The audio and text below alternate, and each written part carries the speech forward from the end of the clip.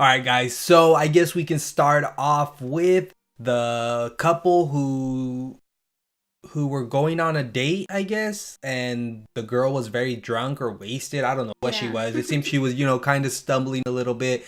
She ends up telling him, "Hey, have you seen how you can check, people out or something like that?" Mm-hmm. She ends up testing out, testing it out by pulling out two of his hairs, which then points out that they're parasites. He grabs her, takes her to behind into the bushes, starts eating her or is about to eat her when then another parasite comes by and what I'm just thinking of is how common I guess these things really are. Yeah, that's one thing that I wasn't aware of too, is how many parasites there really are. Yeah, if one can just, kill one and then one's so happen to be walking by, like it just and then like right now, if we jump forward just to this last scene, there was 8 right in front of Shinichi. You know what I mean? Like there's just so many more than what it previously had shown. Yeah.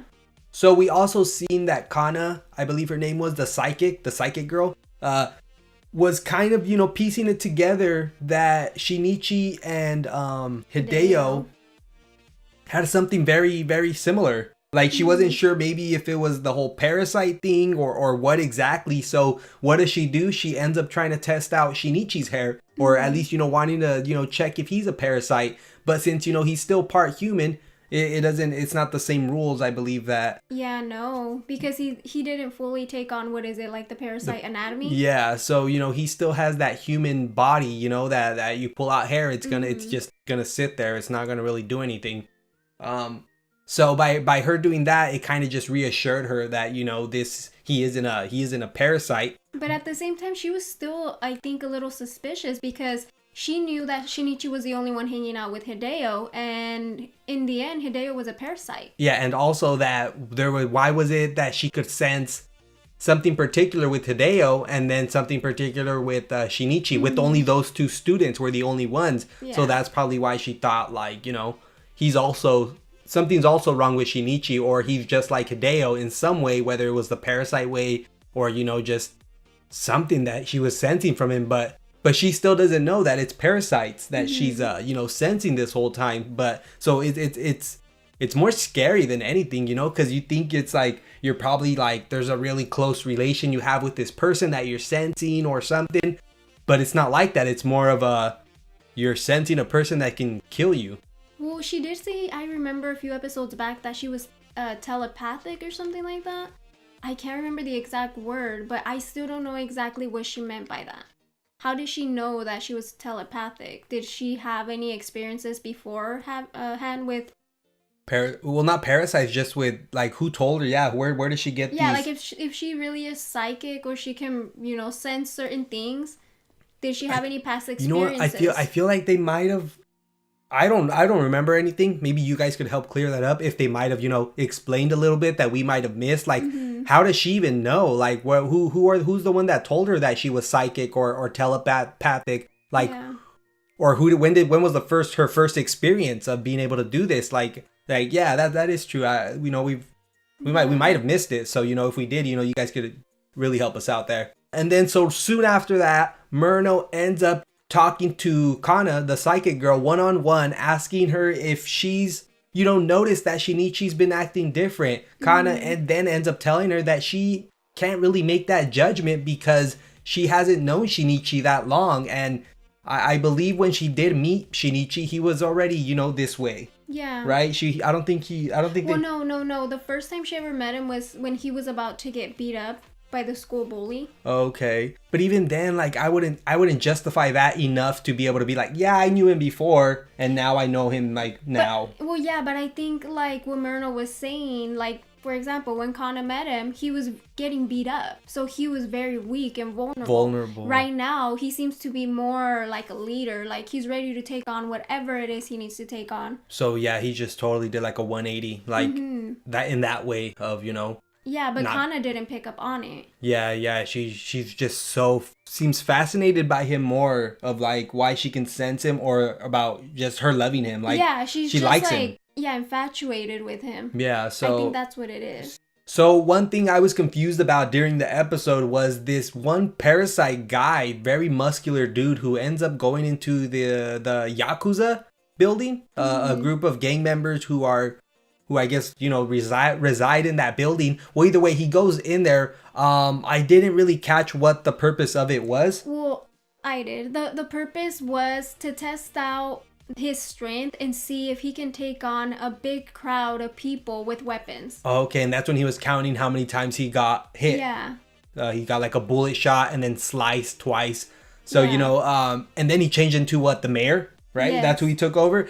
So I'm sure there was a deeper plan, like more than probably just the, you know, testing out the hits. Like I'm sure they attacked the Yakuza for a certain reason. Maybe the mayor was there. Maybe they took over the mayor because this whole Yakuza thing would have been widespread, and the only person who could, you know, fix this is the mayor. So if they're the mayor, you know what I mean? Like, but if you think about it, the mayor, the three guys that followed that parasite to the alley, they were just like following him, and the mayor was one of them, and he's the one that got pulled up. but I think Unless they already had it planned. I feel like it was planned in some way. Like they knew the mayor was gonna be there, or they knew one of those people were the mayor, or something. I feel like there's, like I said, a bigger plan than what it just showed us for this, you know, those short few minutes.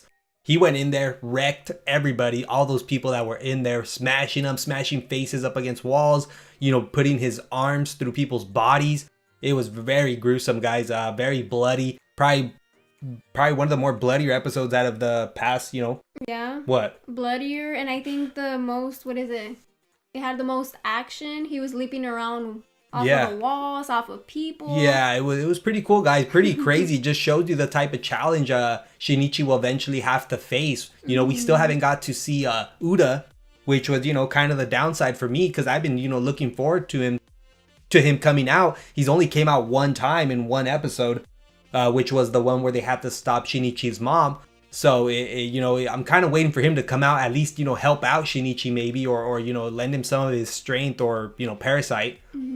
Basically, 22 Yakuza members were killed. It broadcasted all over the news. People were, you know, kind of wondering what the hell's going on. Who was even capable of doing this type of task?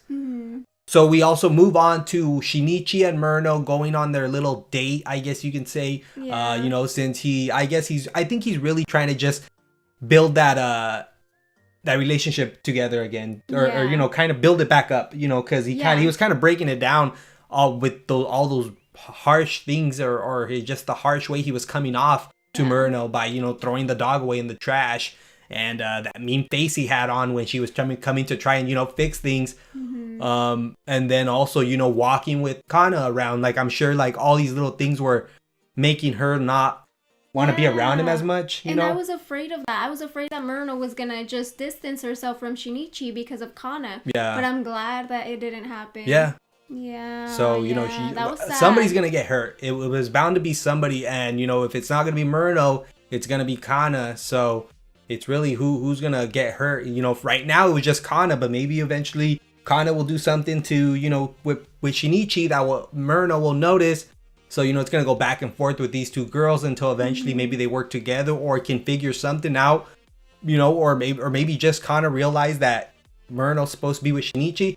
I don't, you know, we're really going to have to wait and see how that turns out. So, you know, before their date ends, Murno ends up telling Shinichi what really happened, right? What really happened when you went off to go visit your dad at the hospital? Yeah, like she was starting to question him about when he left to the little island that his dad was at. And he's like, stop. We have to go. Yeah, like he was not gonna even, you know, bother trying to explain anything. He knows that they're just slowly piecing things together.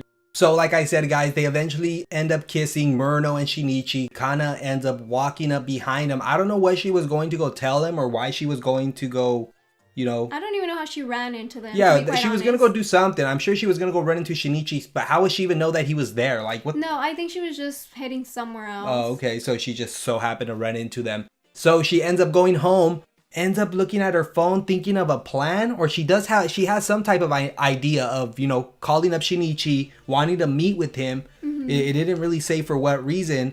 While Shinichi was waiting at the area that they were gonna meet at, there's this big old mayor thing going on with the mayor. There's big old thing with the mayor going on. I think he's giving like some type of speech, which is the same mayor that got taken over by a parasite, the one that went and killed all the Yakuza gang members. Yeah. So, you know, there was basically 5, 6, 7, 8 other parasites around the mayor. So, you know, all these parasites were able to get sensed by Migi. But at the same time, one of the parasites were able to sense Shinichi since they made eye contact. And that wasn't really what Shinichi wanted. Migi was telling him, let's just get out of here. We know what's going on. Who shows up? Kana, you know, like, I guess I was going to say at the worst time, but that was the plan, was to meet up there. So, Yeah. you know, Shinichi didn't know that there was going to be 8 parasites, you know, a block away from him. So really crazy, guys. Super, super good episode. Honestly, like, what is this mayor? What's the purpose of being the mayor? Yeah, no. I mean, we don't know what the purpose is, and I don't think we're going to find out for a good while, but it's just like, are parasites really that smart to even come up with that type of plan? Yeah, like, and then also, where's Ryoko? Where's the guy that she was talking to across the desk? You know, they didn't really show his face. It was in a dark room. Ryoko still has to have the baby that we still haven't, you know, I'm sure she was close to the 9-month mark. Yeah. She has to be. She was pretty big already. So, you know, a lot of questions still, guys. Shinichi, you know, Uda, Murno, Kana, Yuko. Hideo's gone now, so we can't really talk about him. But, you know, there's so many characters, and just waiting how they all, you know, eventually connect or, you know, help each other out in some type of way. His dad's over there some type of drunk now ever since ever since the mom thing, and I don't know, guys, lots of stuff, but very, very sad, but then, you know, very happy at the same time. So it's just a good balance. But either way, like I said, guys, thank you guys so much for all that support you guys continue to show us. But either way, till next time, please leave a like, comment, and subscribe. Bye.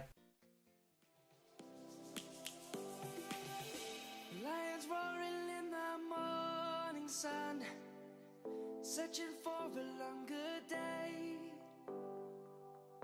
People feeling like the light has just come. We must never stop the way. Birds jumping and